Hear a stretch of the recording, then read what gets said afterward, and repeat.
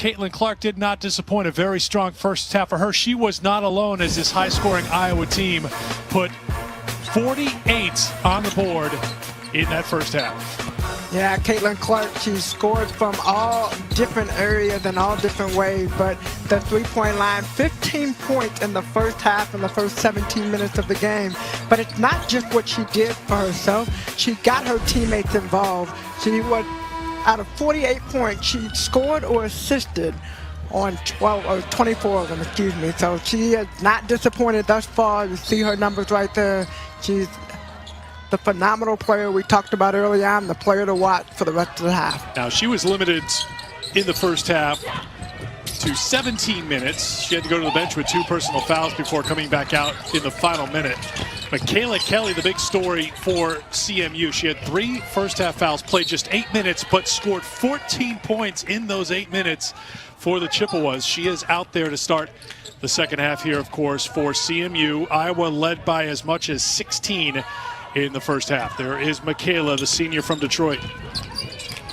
And Michaela, their energizer runner. She's the heart of the team. She's the one that gets it going. And as we're talking about getting it going, of course, Sanano down low, 12 points now. Continues to dominate the block. On 5 of 7 shooting, CMU answers back inside. Jahari Smith. Well, I'm sure going into the huddle, CMU, one of the things they talked about before the game is establishing the low post game and really putting Sanano into more screens. And you saw that last possession, that's what they did. Drive to the basket, hard tumble by Davis. Looking for the foul, didn't get the call. It'll be Iowa basketball. Oh, Davis had 9 points in the first half and a couple of assists, but she was 0 for 3 from outside the three-point line. Central Michigan was 5 of 12 on their three-pointers in the first half. This is a team that makes, on average, 10 a game, which is good for 4th in the country.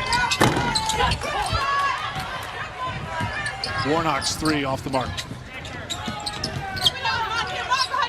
Kelly for 3. Kelly comes in immediately. The impact that she has on this team, they are back within 8 to Iowa.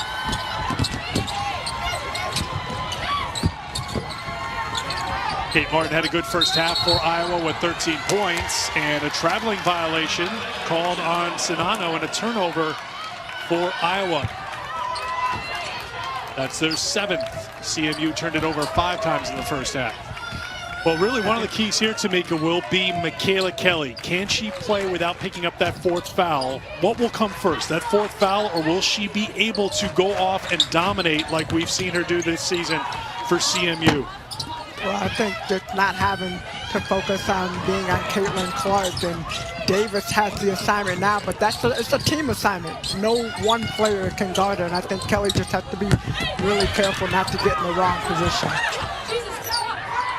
Comes out to Sanano, corner 3 on the way, no good, and a rebound for Bussell.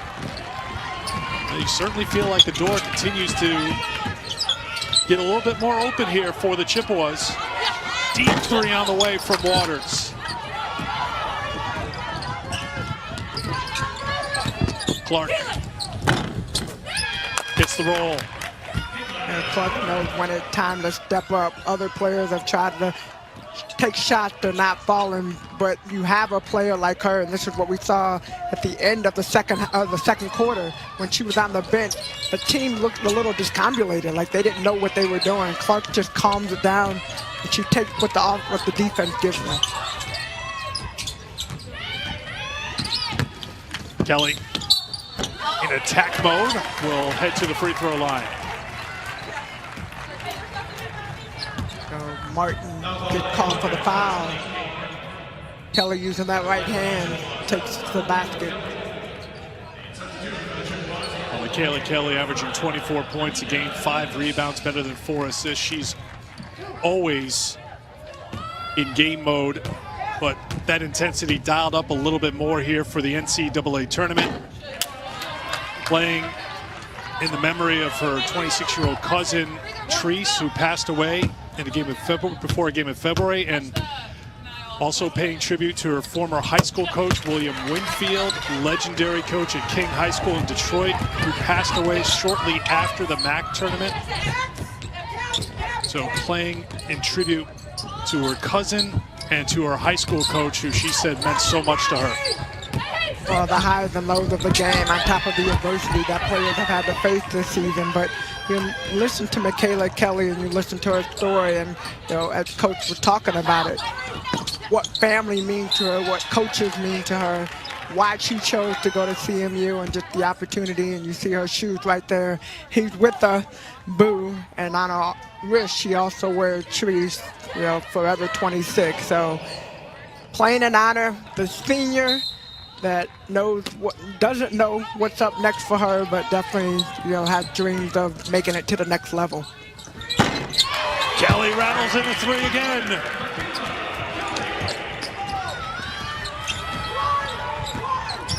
"21 points now for Kelly. Clark, tough take, good defense there, but last touch by Iowa, it will be Central Michigan ball.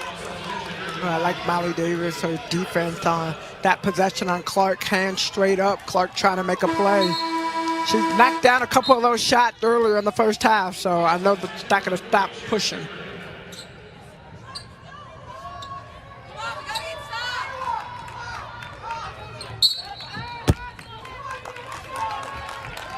Zanano will check out for Iowa.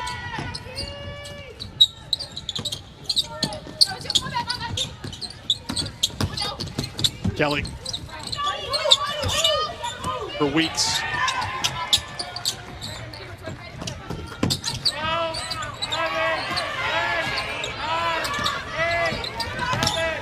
Davis.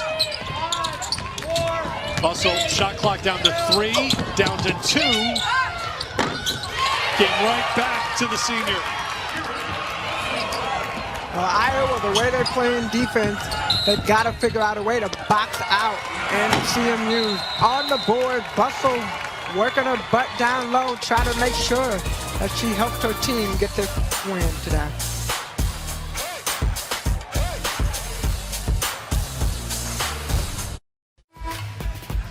Coming up next on ABC, 2 Eastern, 11 a.m. Pacific, the NCAA Women's Championship first round continues. Middle Tennessee taking on Tennessee, and then Jackson State and second-seeded Baylor.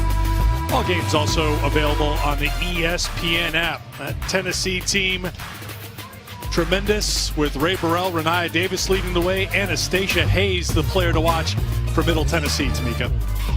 Yeah, so it should be a good game, of course. Being a Tennessee alum, just the state of Tennessee representing Middle Tennessee State, Anastasia Hayes continued to carry that team, so it'll be fun to watch the matchup. Iowa gets a timeout and then gets a play inside to Warnock. Push it back to an 8-point game. Kelly, no, and then batted out of bounds, and they say last touched by Iowa.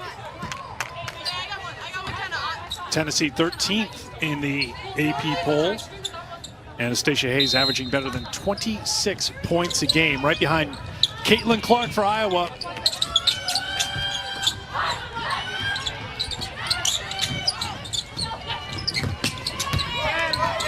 Kelly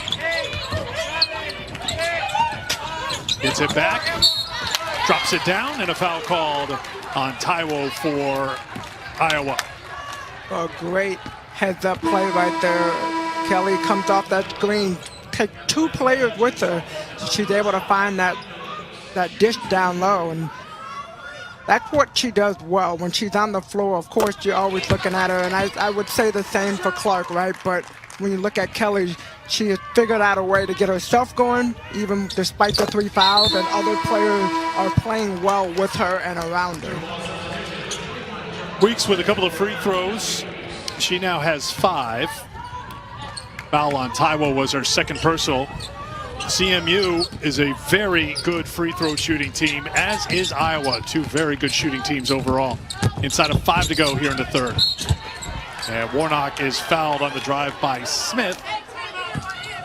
And that will get us to a timeout with 4:50 to go in the third quarter. Round 1 of the 2021 NCAA Women's Championship. The winner moves on. Loser heads home. Tight one in game one. Chips.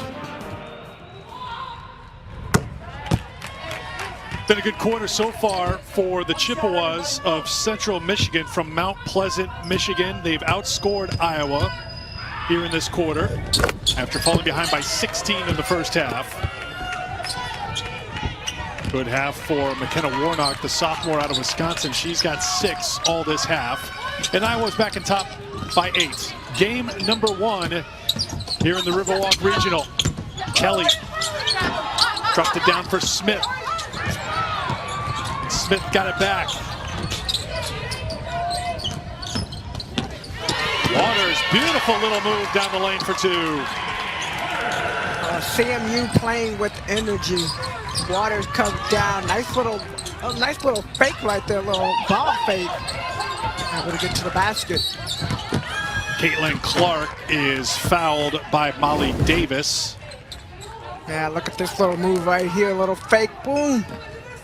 Just enough to squeeze through and finish with the basket. That was a double fake drive, was it not? That was 2 for 1. A single.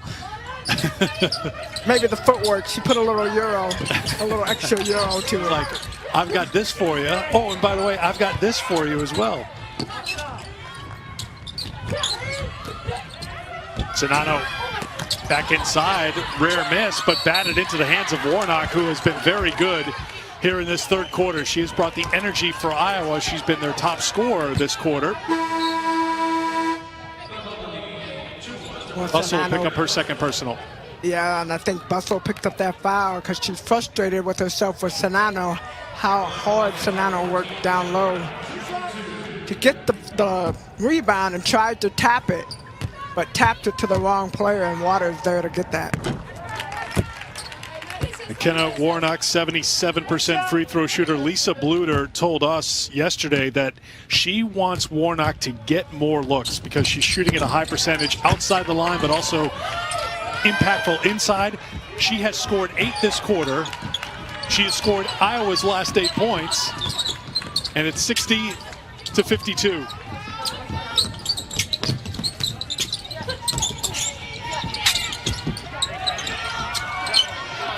Kelly. Kelly's got such a good, quick first step, but can't get it to drop. Yeah, she likes going to that right hand, too, so. Clark's been quiet. Just 2 points this half for Caitlin Clark, the nation's leading scorer. She's got 17. Bussell not this time. And Taiwo's got it for Iowa.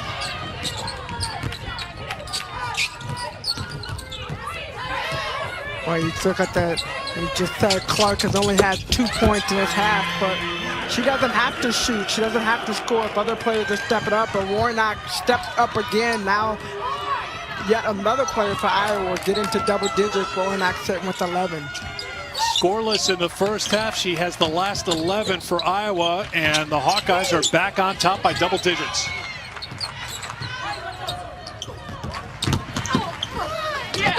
Taiwo standing her ground defensively for Iowa, making it tough on Davis. Yeah, Davis has not really had an easy shot, and I think early on when Kelly went to the bench, all the focus zeroed in on her. She hit a couple of shots, but she really hasn't had open shot. Everything that she is doing, she's had to work for it. You look at that last possession, she has to work really hard. See, 12 field goals, only 4 for 12. You see 5 on the shot clock now, 2.5 to go in the quarter. Shot comes up short and into the hands of Warnock. Clark to Taiwo. Sanano. Oh, good defense, and I think Sanano touched it last. Yes, that is the case. Good job by Smith fighting inside for CMU. You know, when you watch Sanano run down the floor, We have always been taught for post players, you run directly down the middle of the floor, get your head underneath the basket, and then you turn to whichever way the ball comes down. Come to the left side, you pivot left. Come to the right side, you pivot right. So now she does that. She runs directly down the floor. She posts up right outside the restricted circle. She's not able to knock down that last possession, that last layup, but look at her footwork and how she gets set up early. Kelly with the kick. Weeks into the hands of Clark.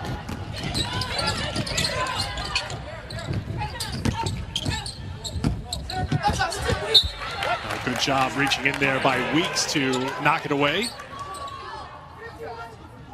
1:45 to go in the third quarter.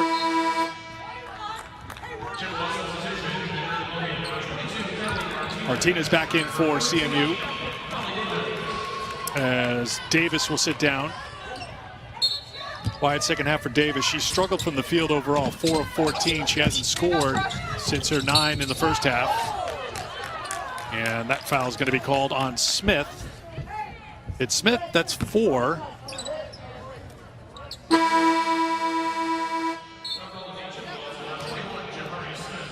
CMU trying to figure out a way to get some energy, generate some energy. They went on a little bit of a run coming into the third quarter, but has kind of sizzled out a little bit.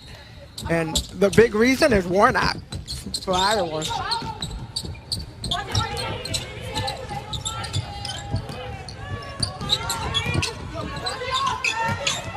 Clark, you got to guard her out there.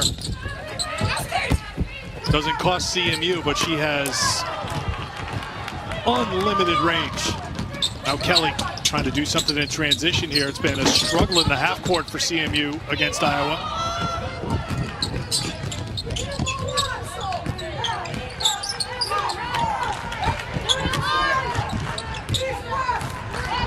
Martin for Marshall. Marshall to the basket for 2. Great patience by Marshall. Uses the screen really well, comes one way, able to come right back and get in for that right-handed layup.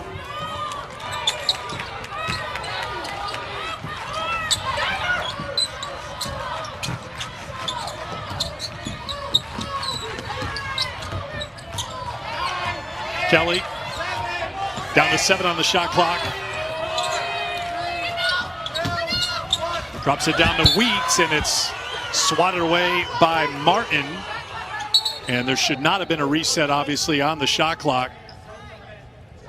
So the officials will head to the monitor to see how much time should be here on the shot clock. You see 1 has been put up there. But this second half, they haven't really. So right there, the screen, Michaela Kelly fine. But great job by Martin coming over. So first 2 rounds being spread out around the multiple sites, and it gives you an idea of how they've set things up in here. 1 court to the next. That's a kind couple of cool. More courts in there if you wanted to. Could, right? Yeah, it's kind of cool. I mean, I think about just the opportunity to be in Florida for the Wubble, for the WNBA, and being able to be in venues that have enough space where you can have 2 courts and basically have games going on simultaneously. So just an honor, though, I think, for these players to be able to have an opportunity to play in the NCAA tournament, no matter where it is. So 1 second on the shot clock. They look for the tip, and it's batted away by Clark.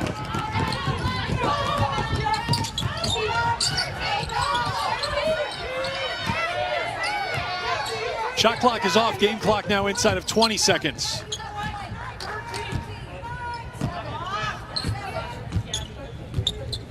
Marshall waits. And now we'll go to work with 7. Down to 5. Down to 3. Martin can't get it. And that will do it for the quarter. Well, a 7-0 run for Iowa. They got things going after a slow start to the third quarter, and McKenna Warnock had the hot hand for the Hawkeyes, who are up 13.